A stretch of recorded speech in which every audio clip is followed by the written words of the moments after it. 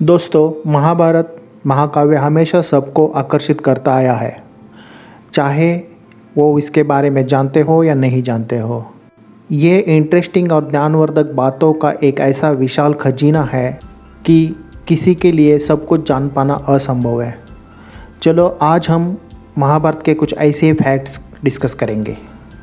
दोस्तों, हम हिंदू धर्म के 4 वेदों को तो जानते हैं। महाभारत को महर्षि वेदव्यास ने 5वें वेदशास्त्र के रूप में लिखा था। यह हिंदू संस्कृति का एकमात्र धरोहर है। इस महाकाव्य से भगवत गीता भी निकली, जिसमें कुल 1 लाख श्लोक है।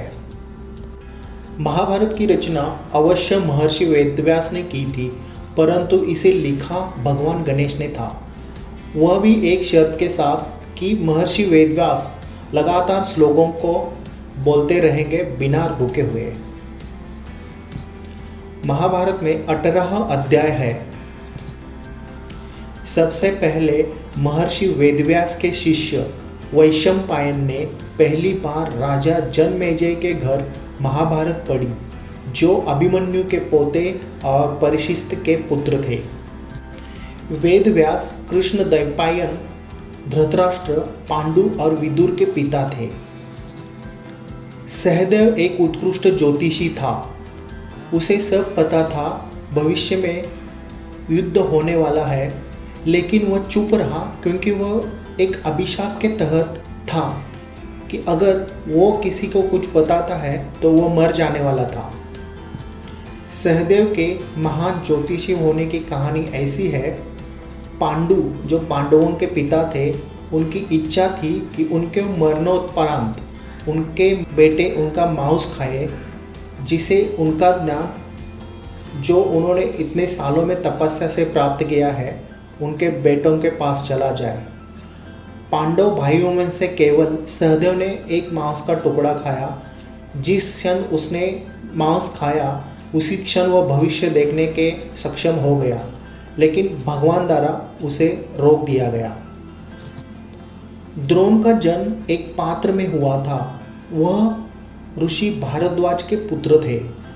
भीष्म का वास्तविक नाम देवव्रत था, किंतु उनकी द्वारा लिया गया कठिन व्रत, जो कि वह उम्र भर शादी नहीं करेंगे और उनकी पिता का विवाह सत्यवती से करवाएंगे, उसी व्रत के कारण उनका नाम भीष्म पड़ा। महाभारत का 13वां पर्व अनुशासन पर्व है, जिसमें भीष्म युधिष्ठिर को बताते हैं शासन का संचालन कैसे करें। बलराम ने अपनी बहन सुभद्रा का विवाह दुर्योधन के साथ करने की योजना पहले से बनाई थी, लेकिन सुभद्रा अर्जुन से शादी करना चाहती थी। इसीलिए श्री कृष्ण के मदद से सुभद्रा अर्जुन के साथ भाग गई। द्रौपदी, सुभद्रा, चित्रगंधा और उलूपी अर्जुन के ये 4 पत्नियां थी। सुभद्रा श्री कृष्ण की बहन थी। एकलव्य वास्तव में कृष्ण का चचेरा भाई था। वह देवश्रवा का पुत्र था, जो वासुदेव का भाई था। वह जंगल में खो गया और एक निषादा हिरण्यधनु से मिला। यादव वंश लड़ते हुए एकलव्य की मृत्यु हो गई थी। वह श्री कृष्ण द्वारा मारा गया था। जरासंध का जन्म 2 हिस्सों में हुआ था। इन 2 हिस्सों को राक्षस जारा ने जोड़ा था, इसलिए उसका नाम जरासंध है। जरासंध की मृत्यु भीम द्वारा हुई। जिस प्रकार उसका जन्म 2 हिस्सों में हुआ था, उसी प्रकार उसका वध भी 2 हिस्सों में हो गया। युधिष्ठिर की एक और पत्नी थी, जिसका नाम देविका था। वह सेव्या जनजाति की थी, गोवासना की बेटी थी। उनका पुत्र योद्धेय था। महाभारत में विदुर यमराज के अवतार थे। विदुर ने पांडवों को लाक्षागृह से भागने में सहायता की थी। लाक्षागृह से भागने के बाद भीम ने राजा हिडिंब को मार दिया और बाद में भीम ने उसकी बहन हिडिंबा से शादी की। भगवान श्री कृष्ण ने शिशुपाल को मारने से पहले उसके कर्मों के लिए उसको 100 बार क्षमा किया था। पांडवों ने अपने शस्त्रों को अज्ञातवास के दौरान शामी के पेट छिपा दिया था। महाभारत का युद्ध एक महिला के कारण हुआ। ऐसा माना जाता है कि द्रौपदी ने धृतराष्ट्र के पुत्रों को अंधे के पुत्र के रूप में संबोधित किया। इससे दुर्योधन को पांडवों का कट्टर दुश्मन बना दिया। द्रौपदी का प्रारंभिक जीवन और स्वयंवर की संपूर्ण कथा आदि पर्व में लिखी गई है। महाभारत का महायुद्ध 18 दिनों तक चला था। महाभारत के युद्ध के 11वें दिन महारथी कर्ण ने युद्ध में भाग लिया था। कौरवों की एक बहन थी, उसका नाम था दुशाला। बाद में उसकी शादी जयद्रथ के साथ हुई, जो अपने बेटे अभिमन्यु के मौत का बदला लेते हुए अर्जुन से मारा गया। कौरवों के 100 भाइयों में से केवल युयुत्सु महाभारत के युद्ध में बच पाया था। युयुत्सु ने पांडवों के तरफ से लड़ाई लड़ी थी। पांडवों के बाद उनका शासन उनके पौत्र परीक्षित ने किया। बाकी पांडव पुत्र महाभारत के युद्ध के दौरान अश्वत्थामा द्वारा मारे गए थे।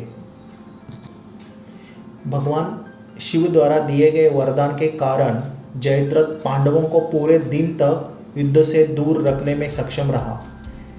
यही अभिमन्यु की मृत्यु का कारण बना था। अश्वत्थामा ने कृतवर्मा और कृपाचार्य की सहायता से धीरधुम, शिखंडी और पांडवों के पुत्रों को युद्ध की आखिरी रात में मार डाला। श्री कृष्ण ने अश्वत्थामा को उसकी कायरता के कारण हमेशा जीवित रहने का शाप दिया था। घटोत्कच पांडुपुत्र भीम के पुत्र थे। महाभारत युद्ध में कर्ण ने अपनी शक्ति के प्रयोग से घटोत्कच को मार दिया था। अर्जुन का पुत्र अभिमन्यु वास्तव में कालयवन नाम एक दैत्य की आत्मा था। भगवान कृष्ण ने कालयवन को जलाकर मार डाला और उसकी आत्मा पर कब्जा कर लिया था। अभिमन्यु ने अपनी मां की कोख में चक्रव्यूह में प्रवेश करने की विधि सीखी थी, परंतु जब अर्जुन चक्रव्यूह से बाहर आने की विधि बता रहे थे तब उनको लगा कि सुभद्रा सो गई है, इसलिए उन्होंने चक्रव्यूह से बाहर आने की विधि नहीं बताई और अभिमन्यु आधा ही सीख पाया। उसी के कारण उसकी मृत्यु हो गई। गांधारी के वरदान से दुर्योधन का शरीर अभेद्य हो गया, केवल उसकी जांघों को छोड़कर, जिस पर वस्त्र पहन लिया था श्री कृष्ण की सलाह पर। महाभारत के 18वें दिन जब दुर्योधन मारा गया तो उसके ऊपर फूलों की वर्षा हुई थी। अर्जुन ने प्रण लिया था कि कभी कोई उसके गांडीव धनुष का अपमान करेगा तो वो उसके प्राण लेगा। तो जब युधिष्ठिर ने अर्जुन के गांडीव का अपमान किया तो अर्जुन धर्म संकट में पड़ गया। तब भगवान श्री कृष्ण प्रकट हुए और अर्जुन को इसका मार्ग बताया कि बड़ों का अपमान करना भी उनकी मृत्यु के समाधान है। इसी प्रकार अर्जुन ने युधिष्ठिर की हत्या अपने शब्दों से की थी। भगवान श्री कृष्ण जिस रथ पर सवारी कर रहे थे वो बहुत शक्तिशाली था और महाभारत युद्ध के दौरान अर्जुन के ऊपर कई विनाशकारी हथियारों का इस्तेमाल किया गया था और अस्त्र रथ को भी लगे थे। युद्ध के अंत जब रथ स्थिर था तब दुर्योधन मारा गया और विजय का शंख बज गया। तो श्री कृष्ण ने अर्जुन को रथ से नीचे उतरने को कहा। अर्जुन ने रथ से उतरने को इनकार कर दिया, क्योंकि ये रिवाज था कि सारथी को सम्मान के प्रतीक उतरने में मदद करनी चाहिए। कृष्ण ने अर्जुन से उसकी बातों पर विश्वास करने को कहा। जैसे ही अर्जुन रथ से पहले नीचे उतर गया, कृष्ण ने घोड़ों को मुक्त कर दिया और खुद नीचे उतर गए। उतरते ही उन सब हथियारों के कारण जो रथ को पहले टकराए थे, रथ का विस्फोट हो जाता है।